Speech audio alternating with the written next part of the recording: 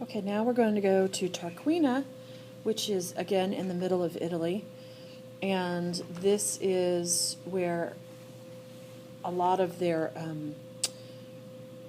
necropolis are still located. We can still go into their tombs and see. Much of what is known about the Etruscan culture comes from their tombs, just like what we know about the Egyptians. And their tombs were conceived as homes for the dead, just like what we saw in Egyptian culture. Entire families and servants were often buried in one tomb. The cemeteries were placed at considerable distance from the cities, and some of the cemeteries were laid out into small little towns that were like necropoli, just like in Egyptian culture. And there were streets running between the different tombs. You can see here in this picture that they had the dirt on top, but this was underground. Their tombs were actually underground. So they were just partially, if not completely, underground, and some even went as far into the bedrock. They were roofed with dirt and stones and arranged in densely packed necropoli throughout the Italian region of Tuscany. You can see here's a tomb painting of one of the Etruscan tombs. Most of the tombs are rounded structures with doors leading into the interior chamber that is brightly painted, just as this one is really brightly painted. And they would have used a stucco and fresco to reflect their culture, and somewhat similar to what would have been found in their homes. What survives of Etruscan painting is funeral, because it was underground and it was protected. And we have at least 280 paintings of tombs still in existence today, where we can go in and actually look at these.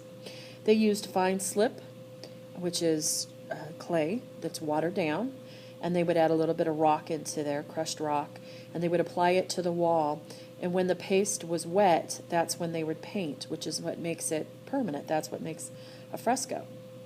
Although some of the subjects of Etruscan tomb painting are drawn from Greek legends for sure, many of the scenes are celebratory, and they're playful and feasting and dancing, hunting and fishing. We saw a little bit of this in Egyptian, certainly with the hunting and fishing, but not the playing and feasting and dancing, which is unusual for a culture at this time.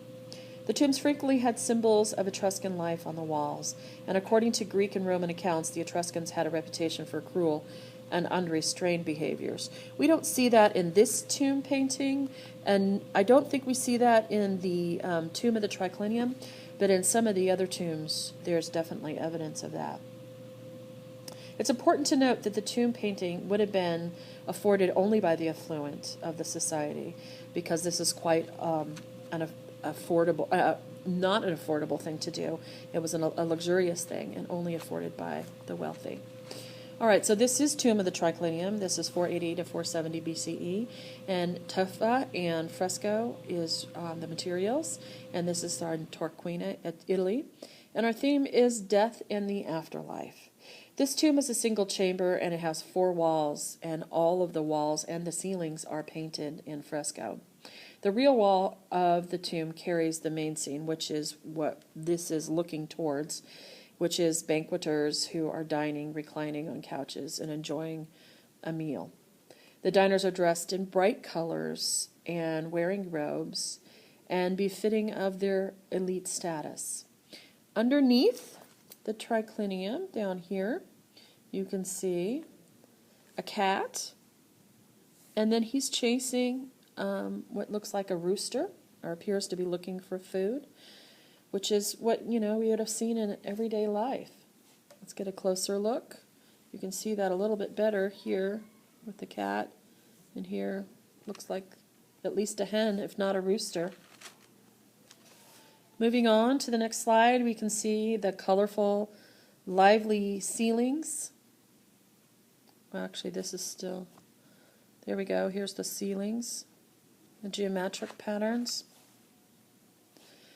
And the side walls would have had young men and women dancing, and he's playing a lyre, or double flute, engaged in a joyful custom alongside stylized trees with birds. So you can see these are trees or plants of some sort. And then we can see the birds up here. And he's just having a good time. We also see the common conventions of gender typing, where the males were darker in color and the females were a little bit lighter in color. Again, stylized trees.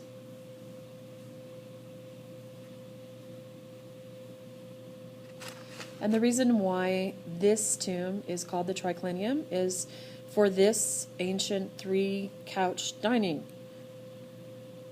sofa type of furniture.